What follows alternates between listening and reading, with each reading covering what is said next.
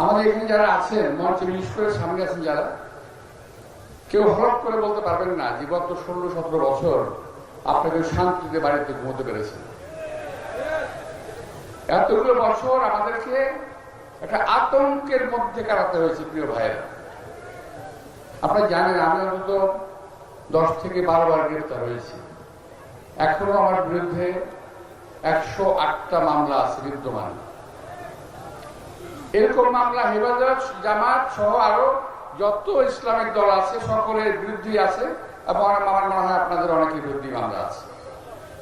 তো এই আতঙ্কিত জীবনের অবসান ঘটেছে, আল্লাহ তাআলা আমাদেরকে সুযোগ দিয়েছেন। সুতরাং এই সুযোগের একটা ভালো ব্যবহার আমাদের করতে হবে।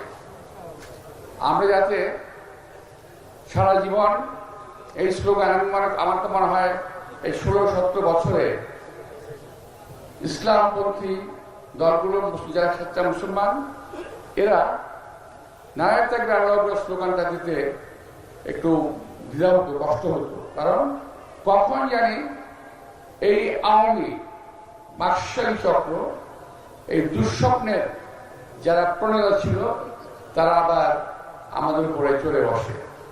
এবং হয়েছিল তাই অনেক।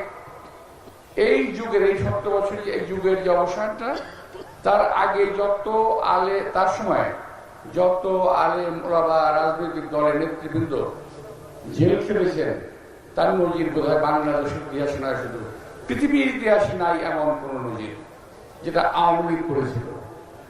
আজকে সুযোগ এসেছে ভাইরা। আমি অন্য প্রসঙ্গে যাই একটু। আমাদের দেশ থেকে সৈয়দ হাসিনা পাশের দেশে আশ্রয় নিয়েছে,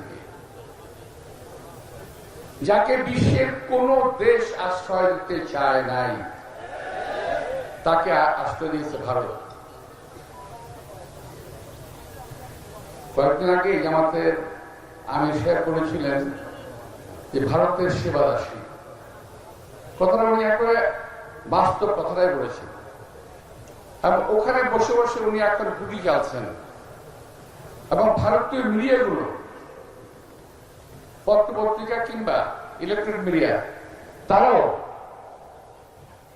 সমানে বাংলাদেশের বিরুদ্ধে চারণ করছে।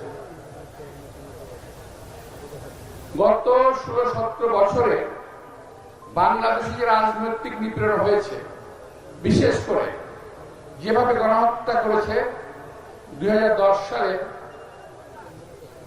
আমাদের শাপলা চত্বর হেফাজত ইসলামের যে একটা সমাবেশ ছিল, ওখানে আমি যখন জেলে ছিলাম, আমি পরে ভিডিও দেখেছি, নৃশংসভাবে হত্যা করেছে। এইরকম হত্যার কোন নজির পৃথিবীতে নাই। নৃশংসভাবে হত্যা করেছিল তাদেরকে। আমি এটা নিন্দা জানাই। এবং সেই সঙ্গে আজকে ভারতে বসে যারা পত্র পত্রিকায় মিডিয়া বলছেন লম্বা লম্বা কথা, তারা কেন সেই দিন প্রতিবাদ করেন নাই? এভাবে কেন মানুষ মারা হচ্ছে? আমরা ইসলামী একটা রাষ্ট্র দেশের থেকেও এখানে আমরা সংখ্যালঘু হয়ে গিয়েছিলাম। আজান দিতেছে, কি করবো এখন?